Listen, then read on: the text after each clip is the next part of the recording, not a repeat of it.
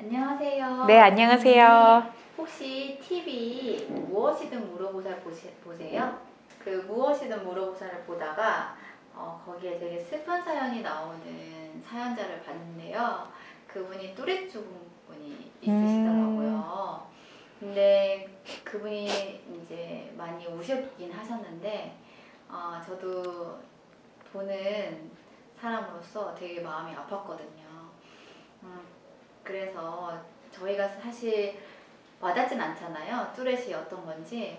그리고 요즘에는 코로나로 인해서 아이들이 틱이라는 것도 되게 많이 겪는다고 하는데 뚜렛과 틱의 다른 점이 어떤 걸까요? 이제 소아 틱 장애 네. 때문에 이제 문의를 하시는 것 같아서 좀 자세히 설명을 드리도록 할게요. 네. 틱 장애라는 건 특정 행동 또는 음성을 반복하는 걸 말해요. 그래서 음성을 자꾸 하면 음성틱이라 그러고 네. 어떤 행동을 반복하면 운동틱이라고 하는데, 이게 이제 잠정적 틱 장애는 1년 이하로 발병했을 때, 그리고 이제 만성틱 장애는 1년 이상으로 발병했을 때, 뚜렛 증후군은 음성틱과 근육 운동틱이 동시에 발병한 게 1년 이상 됐을 때, 이걸 뚜렛 증후군이라 그래요. 그러니까 가장 심한 단계를 뚜렛 증후군이라고 하는 거죠. 소아틱을 치료를 하면 네. 성인까지는 이어지지 않을 수도 있겠네요. 네, 소아틱은 생각보다 발병률이 높아요. 뭐 10%다, 6%에서 뭐 20%까지, 크게 보면 20%까지도 발병한다고 해요. 만 2세부터 만 14세까지가 많이 생기는데, 학령기에 특히 7세부터 12세 사이가 정말 많이 생긴다고 합니다. 그리고 유병률은 그 시기에는 정말 10%에서 20%까지 가니까 반에 3반에 30명인데 3명, 4명 정도는 유병 중인 거라고 볼 수 있죠. 생각보다 흔해요. 네. 그리고 이제 이게 아이들이 소아기에 성장기에도 많이 생기니까 있다가 없어지고 낫기도 하거든요. 자연적으로 없어지는 경우가 많아서 그렇지 생각보다 발병률은 높습니다. 네. 그러면 틱이 처음에 왔을 때는 네. 어떤 증상이 먼저 보일까요? 그거는 이제 진짜 아이마다 다른데, 제가 본 틱들은 보통 음성틱으로 이렇게 소리를 내는 경우가 많이 있었고요. 또 실제로 최근에 온 환자들은 이제 눈을 계속 깜빡이는 이런 운동틱으로 오는 환자들이 있었어요. 네. 둘 중에 하나만 보고 뚜렛 증후군처럼 이제 이 유병 기간은 뭐 2년, 3년 된 경우는 있지만 뚜렛 증후군까지 온 경우는 많이는 없었던 것 같아요. 그러면 틱이라고 진단이 되면 저희가 어떤 치료를 해야 되나요? 이제 기본적으로 치료를 하면은 이제 정신과적 치료나 상담 치료를 많이 해요. 네. 요즘에는 이제 상담 심리센터에서 아이들 정서적으로 좀 안정시켜주는 치료도 하고, 그다음 상담도 많이 하고 하는데, 그 다음에 이제 그래도 안 된다 하면 이제 어머님들이 정신과 약 먹이거든요. 향정신성 의약품으로 세로토닌 제흡수 억제제 이런 거 먹기도 하고, 또 ADHD 약처럼 좀 그런 정신과적 약을 먹으면 좀 나아지기도 하는데요. 그래서 저희 한의원에서는 실제로 한약 치료를 해요. 근데 한약 치료를 했을 때 생각보다 호전이 빨리 되고 많이 좋아져요. 그리고 최근에 온 저희 환자도 비염 치료를 하러 왔는데 만성 비염이에요. 오랫동안 비염을 앓고 코 증상이 심했는데, 그런 애들이 이제 틱장애도 같이 오거든요. 이게 뭐냐면 면역력과 체력 저하, 또 긴장도 높은 경우에 같이 와요. 그래서 이제 비염 치료를 하는데 틱도 같이 나아지는 그런 경우가 많죠. 그래서 오히려 만성 비염은 이제 3개월에서 6개월 치료를 해야 돼요. 왜냐면 이 아이는 유병이 3년이 넘었고, 그다음 수술을 했는데도 증상이 똑같이 발견됐거든요. 그런데 틱장애는 뭐 한 달, 2달 만에 훨씬 더 빠르게 호전되는 경우가 많이 있었어요. 그러면 원장님, 네. 치료를 하는 과정이 이제 증상에 따라 다르긴 할 거잖아요. 네. 기간이. 근데 또 그 다음에 재발을 할 수도 있는 거예요? 근데 보통 틱은 네. 아이가 성장을 하면서 네네. 잘 안 생겨요. 네. 네. 그래서 초반에 네. 재발 걱정은 오히려 다이어트 요요보다는 훨씬 덜하다고 볼 수 있어요. 그래요?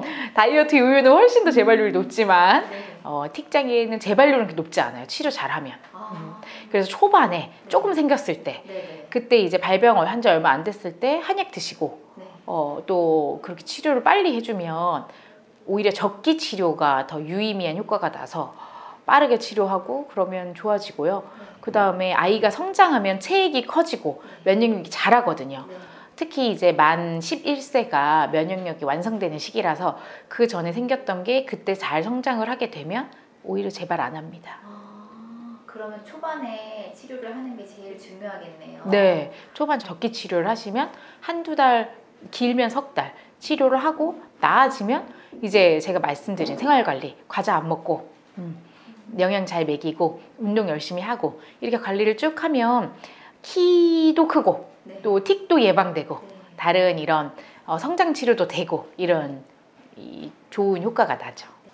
그러면 원장님, 네. 아이가 처음에 틱이 보인다 하면 아이도 힘들겠지만 보는 엄마 마음도 되게 아프잖아요. 네. 그래서 그걸 봤을 때 아이한테 하지 말라고 해야 되는 게 맞나요? 아니면 그냥 모르는 척 해줘야 되나요? 아이가 틱장애가 생겼을 때 부모님들이 되게 자책을 많이 하게 되고 네, 내가 아이 너무 맞아요. 부담을 줬나 막 이런 생각을 많이 하시는데 그렇게 생각하실 필요는 없는 것 같아요. 네. 자라는 과정 중에 누구나 겪을 수 있는 일이다라고 생각하시고 대신에 이제 아이의 부담을 좀 줄여주려는 노력은 필요해요. 네. 뭐 과중한 학업이라던가 뭐 이런 거는 최대한 줄여주시고 그 다음에 두 번째로는 정서적 지지와 안정이 제1 치료 원칙이에요.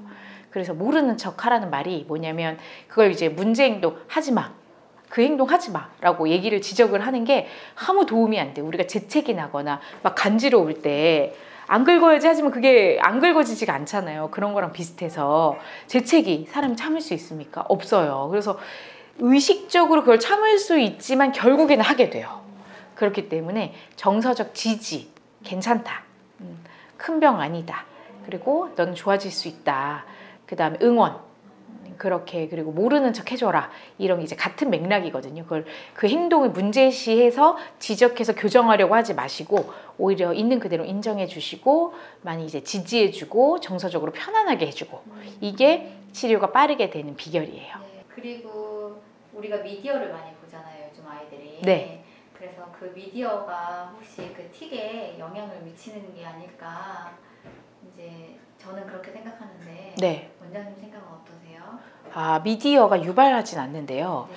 미디어 시청을 하면은 아이들이 되게 약간 무의식 상태가 되거든요. 네. 그럴 때 틱 증상이 심해지는 경우가 많습니다. 네, 증상이 갑자기 그때 많이 해요.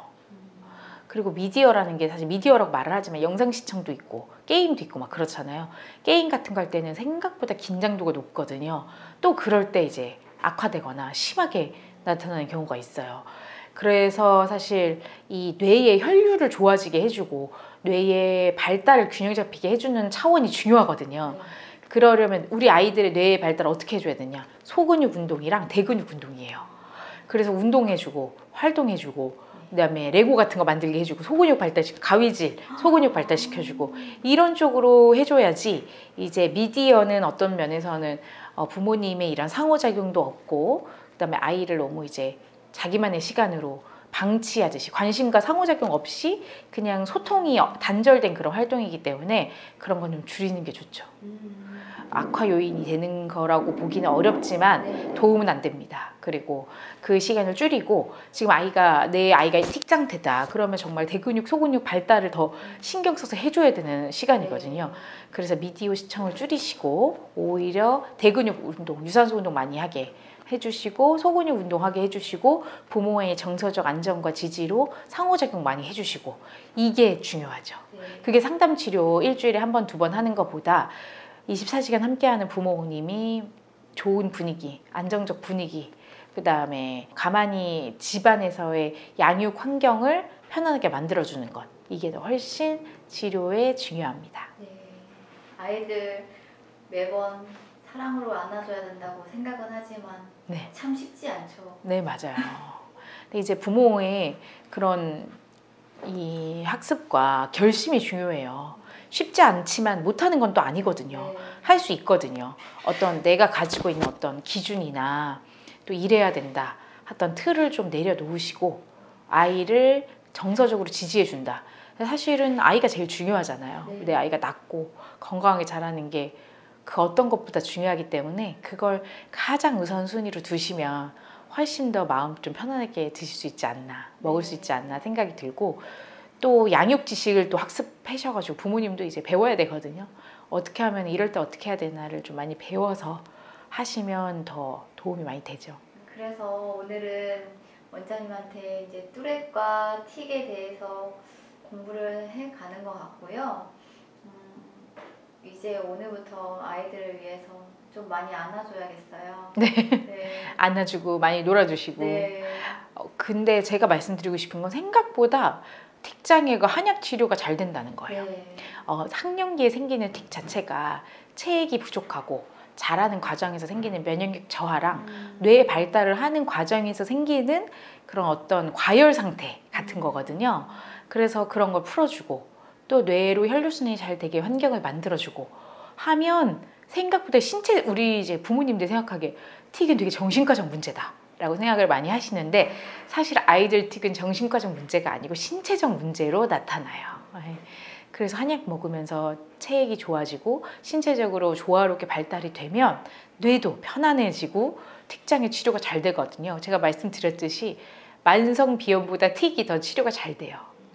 더 쉽게 나아요. 그래서 한약 치료를 좀 더 긍정적으로 생각해 보시고, 저희 한의원이 꼭 아니어도 되니까 잘 알아보셔가지고 한약 치료를 해보시는 걸 추천드려요. 네. 다 된다고 말하기는 어렵지만 잘 된다. 이제 부모님들 걱정이 조금 내려앉을 것 같네요. 네. 원장님 너무 감사합니다. 오늘도 고생하셨어요. 오늘도 좋은 말씀 너무 감사합니다. 네. 공부하고 갑니다. 도움이 되셨으면 좋겠고 잘 들어주셔서 감사합니다. 네.